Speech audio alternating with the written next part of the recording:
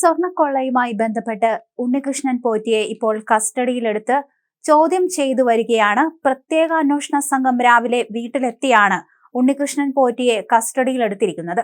നിലവിൽ രഹസ്യ കേന്ദ്രത്തിലാണ് ചോദ്യം ചെയ്ത് വരുന്നതെന്നാണ് റിപ്പോർട്ട്. അറസ്റ്റ് രേഖപ്പെടുത്തിയോ എന്ന കാര്യത്തിൽ ഇതുവരെ വ്യക്തത വന്നിട്ടില്ല. ഉണ്ണികൃഷ്ണൻ പോറ്റിയെ നിരവധി തവണ ദേവസ്വം വിജിലൻസ് ചോദ്യം ചെയ്തിരുന്നു. സ്വർണക്കൊള്ള പുറത്തുവന്ന് ദിവസങ്ങൾ പിന്നിടുമ്പോഴാണ് ഇത്തരത്തിൽ പോറ്റിയെ കസ്റ്റഡിയിലെടുക്കുന്നത്. കൂടുതൽ വിവരങ്ങൾ ലഭ്യമായിട്ടില്ലെങ്കിലും ഇപ്പോഴും ചോദ്യം ചെയ്യൽ തുടരുകയാണെന്നാണ് സൂചന.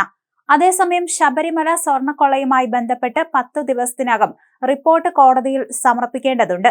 പോറ്റി എത്ര സ്വർണമാണ് ഇതുവരെ തട്ടിയെടുത്തത് എന്ന കാര്യത്തിൽ വ്യക്തത വരേണ്ടതുണ്ട്.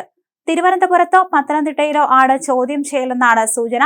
ശബരിമല സ്വർണക്കൊള്ളയിൽ തിരുവിതാംകൂർ ദേവസ്വം ബോർഡിലെ ഉദ്യോഗസ്ഥനായ സുനിൽ കുമാറിനെ നേരത്തെ സസ്പെൻഡ് ചെയ്തിരുന്നു. ശബരിമലയിലെ അസിസ്റ്റന്റ് എഞ്ചിനീയർ ആയിരുന്നു സുനിൽ കുമാർ. 2 ഉദ്യോഗസ്ഥർ മാത്രമാണ് നിലവിൽ സർവീസിലുള്ളത്. മറ്റൊരു ഉദ്യോഗസ്ഥനായ മുരാരി ബാബുവിനെതിരെ നേരത്തെ നടപടിയെടുത്തിരുന്നു. ശബരിമല സ്വർണപ്പാളി വിവാദത്തിൽ കൂടുതൽ നടപടിയുണ്ടാകുമെന്നും ഇത്തരത്തിൽ തിരുവിതാംകൂർ ദേവസ്വം പ്രസിഡന്റ് PS പ്രശാന്ത് അറിയിച്ചിരുന്നു.